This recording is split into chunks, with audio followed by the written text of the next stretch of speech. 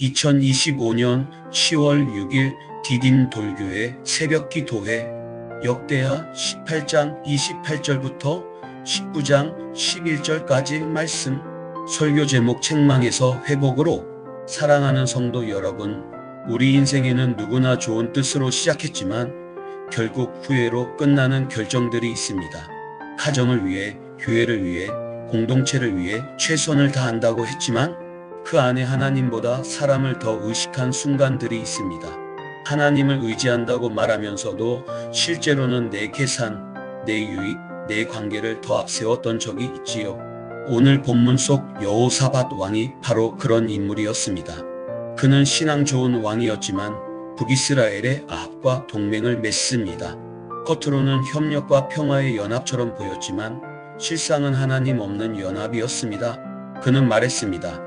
나는 당신과 같고 내 백성은 당신의 백성과 같으며 우리는 함께 싸우리이다.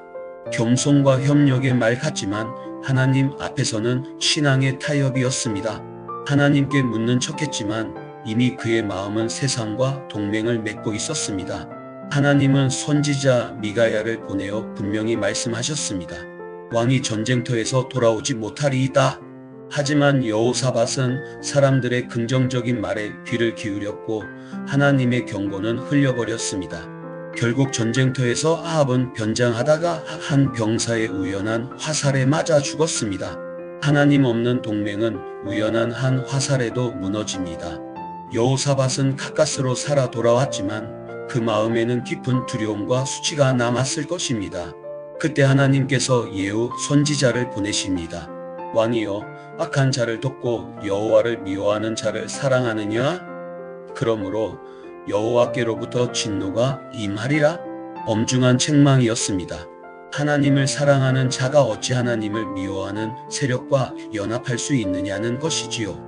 그 책망은 여호사밧의 마음을 찔렀습니다. 그러나 거기서 끝이 아니었습니다. 하나님은 이어서 이렇게 말씀하십니다. 그러나 내게 선한 일도 있으니 내가 아세라 목상을 없이 하고 마음을 다하여 하나님을 찾았음이라. 하나님은 책망하시되 정죄하지 않으셨습니다. 죄를 지적하시되 다시 일어설 길을 열어주셨습니다. 그것이 하나님의 은혜입니다. 하나님의 백성은 책망을 받을 줄 아는 사람입니다. 책망은 사랑의 다른 얼굴입니다. 우리를 향한 하나님의 징계는 파괴가 아니라 회복을 위한 것입니다. 그래서 여호사밧은 주저앉지 않았습니다. 그는 다시 일어나 백성을 돌아보고 유다 전역을 순행하며 재판관을 세웠습니다. 그들에게 이렇게 명령했습니다. 너희가 재판할 때 사람을 위하여 하지 말고 여호와를 위하여 하라. 너희가 재판할 때 여호와께서 너희와 함께 계시느니라. 그는 자신이 왕이 아니라 하나님의 대리자임을 고백했습니다. 이제 그의 통치는 권력의 통치가 아니라 경외의 통치가 되었습니다. 그는 말했습니다. 너희는 여호와를 두려워하며 삼가 행하라. 그의 개혁은 단순한 행정 정비가 아니라 하나님을 왕으로 모시는 신정의 회복이었습니다. 사랑하는 성도 여러분, 오늘 우리에게도 여호사밧의 모습이 있습니다. 우리는 신앙을 지키고 싶어 하면서도 세상과의 관계를 끊지 못합니다. 믿음으로 산다고 말하면서도 세상의 힘과 영향력을 의지하려 합니다. 하나님 없이도 잘 될 수 있다고 착각합니다. 그러나 하나님 없는 동맹은 결국 파멸의 동맹입니다.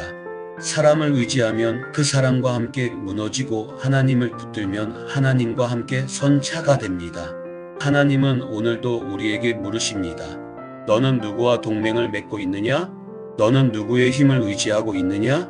혹시 나의 자존심, 돈, 인간관계, 세상의 인정이 나의 아합이 되고 있지 않습니까?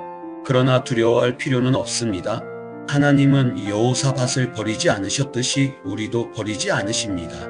책망은 끝이 아니라 시작입니다. 하나님은 여전히 우리를 향해 회복의 문을 열어두십니다.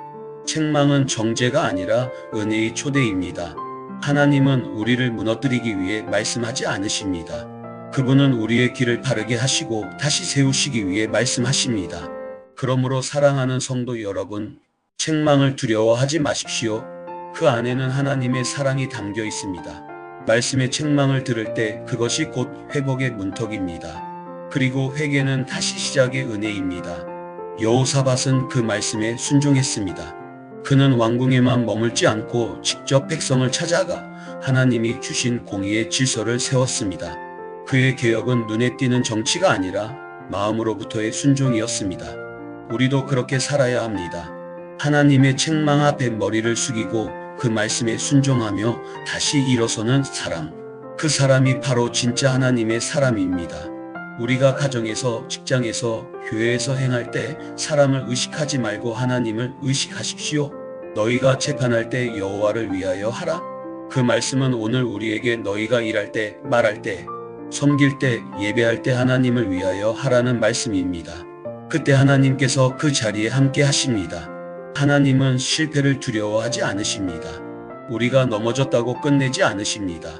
그분은 실패를 통해 우리를 다듬으시고 책망을 통해 우리를 성숙하게 하시며 회개를 통해 우리를 다시 세우십니다. 하나님은 여호사밧을 살리셨습니다. 죽음의 전쟁터에서 건져내시고 다시 하나님의 길로 돌이키셨습니다. 그 은혜가 오늘 우리에게도 동일하게 흐르고 있습니다. 디딤돌 믿음의 가족 여러분, 혹시 지금 여러분의 마음속에도 하나님이 지적하시는 부분이 있습니까? 주저하지 마십시오. 그 말씀을 듣고 돌이키면 됩니다. 책망은 하나님의 사랑의 표현입니다. 그분은 우리를 무너뜨리려는 분이 아니라 다시 세우시려는 하나님이십니다. 이 시간 마음으로 고백합시다. 주님, 제가 세상과의 동맹을 끊고 주님과의 언약으로 돌아갑니다. 사람을 의지하지 않고 주님만 바라보겠습니다. 제 삶의 판단과 결정이 오직 주님을 위한 것이 되게 하옵소서. 하나님은 지금도 우리를 부르십니다. 내가 너를 버리지 않았다. 돌아오라. 그리고 나와 함께 다시 시작하자. 여호사밧이 책망을 통해 회복된 것처럼 우리도 오늘 하나님의 말씀을 붙잡고 다시 일어납시다. 책망은 끝이 아닙니다. 회복의 시작입니다. 그리고 그 길의 끝에는 언제나 하나님의 은혜가 있습니다. 아멘.